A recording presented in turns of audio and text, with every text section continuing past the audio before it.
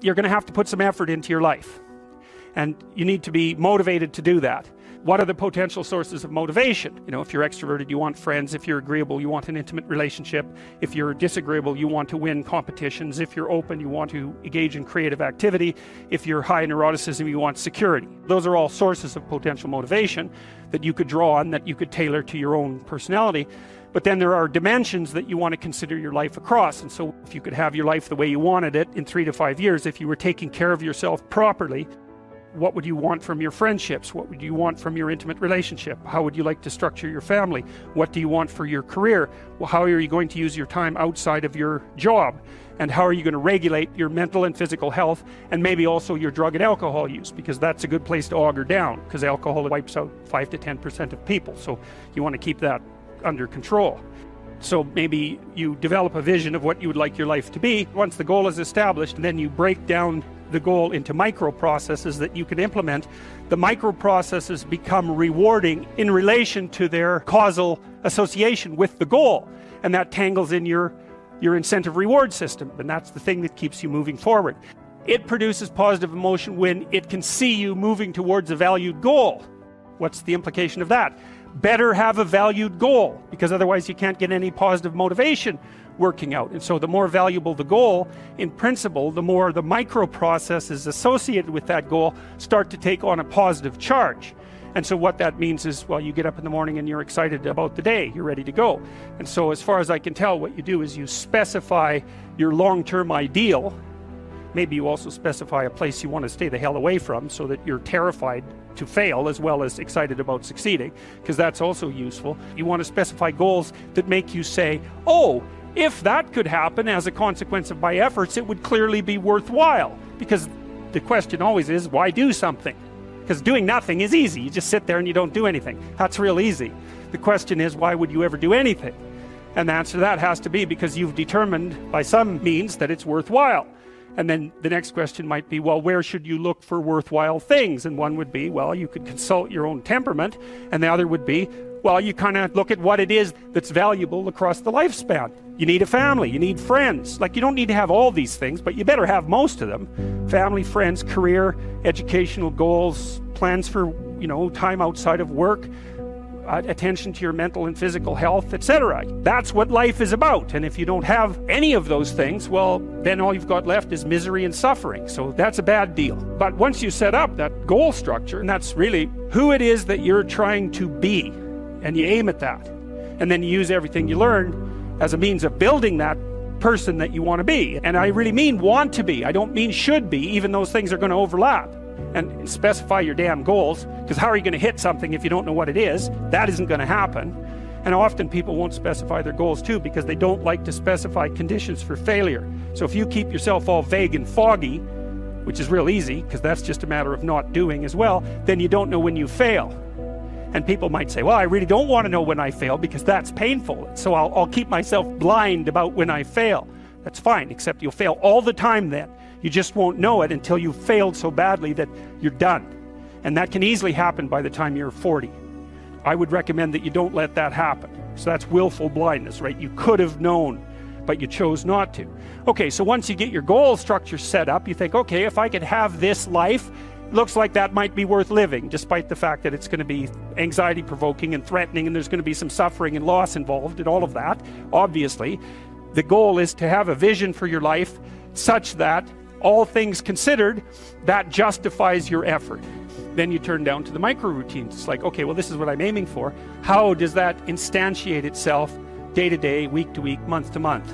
And that's where something like a schedule can be unbelievably useful. Google Calendar. It's like, make a damn schedule and stick to it. Okay, so what's the rule with the schedule? It's not a bloody prison. Well, what kind of schedule are you setting up? I have to do this, then I have to do this, then I have to do this. And then I just go play video games, because who wants to do all these things that I have to do? It's like, wrong. Set the damn schedule up so that you have the day you want. That's the trick. It's like, okay, I've got tomorrow. If I was going to set it up so it was the best possible day I could have, practically speaking, what would it look like? Well, then you schedule that. And obviously there's a bit of responsibility that's going to go along with that, because if you have any sense, one of the things that you're going to insist upon is that at the end of the day, you're not in worse shape than you were at the beginning of the day. If you have a bunch of those in a row, sorry, that's just not a good strategy.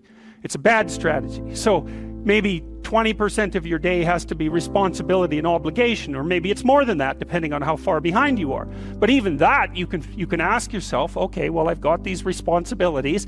I have to schedule the damn things in. What's the right ratio of responsibility to reward?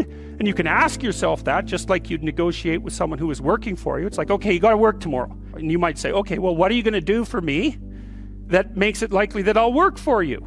Well, you could ask yourself that. So maybe you do an hour of responsibility and then you play a video game for 15 minutes. I don't know, whatever turns your crank, man. But, you know, you have to negotiate with yourself and not tyrannize yourself.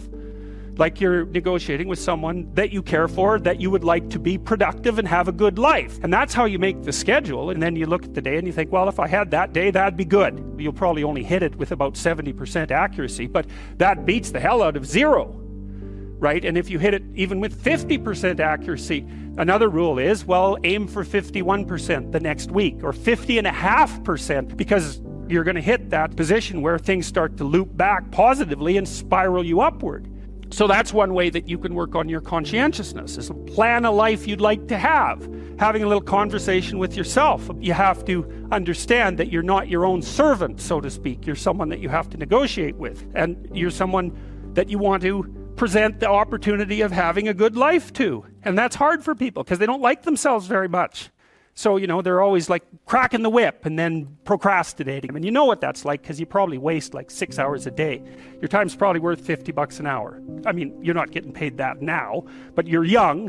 And so this is investment time. And what you do now is going to multiply its effects in the future. So let's say it's $50 an hour, which is perfectly reasonable. So if you waste 6 hours a day, and you are, then you're wasting about $2,000 a week, or about $100,000 a year. So like, go ahead, but that's what it's costing you every hour. And you need to know what your damn time is worth. When you spend an hour, was that, well, would have I paid someone $50 to have had that hour? And if the answer is no, it's like, well, maybe you should do something else with your time.